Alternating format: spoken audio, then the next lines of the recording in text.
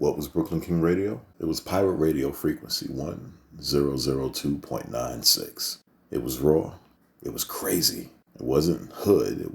It was neighborhood. See, if it was going down in New York City or any of the 5 boroughs, we were on it. Before there were podcasts, there was Shoutcast Radio. Before there was iTunes, there was Winamp and LimeWire. And before there was anything called the Breakfast Club, there was already a show in New York with 2 crazy guys and 1 woman keeping it all together. These are the archives of Brooklyn King Radio, the wildest show that you never heard of. Just like when I was a kid, it was all real. We had this nigga called fucking Papa Shango. I believe that nigga had fucking voodoo. That motherfucker used to come to the fucking stage with a smoking black pot, and his face was colored like it was a skull and shit. And that nigga had this real fucking eerie music and shit. Ooh, ooh. That motherfucker used to be, and that nigga used to be doing that shit and mess like that. And then after he beat you, the lights will go out.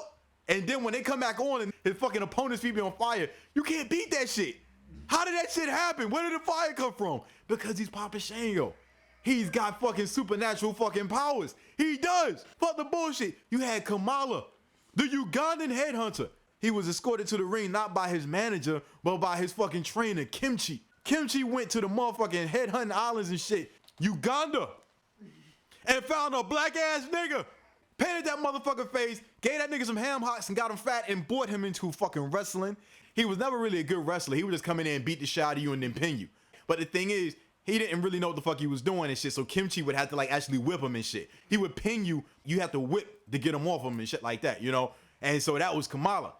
Then you had another nigga, Bad News Brown. Now see, Bad News Brown was the shit. Yeah, Bad News Brown was from Brooklyn. That nigga had a fucking bald, that nigga had a bald head and a beard. He had black trunks, black gloves, and black boots. That nigga was black power. Yep, that nigga had a move called a ghetto blaster. That motherfucker would sit up there and make you stand up, and then he would kick the back of your fucking neck. Now you can't beat that shit. That shit is real. If I go outside, now for all you motherfuckers to be like, oh, wrestling is fake. If I go outside and kick you in the back of your neck, you out, nigga. It's over. Fuck that. 3rd, 4th grade, when you wake up, you don't remember none of that shit.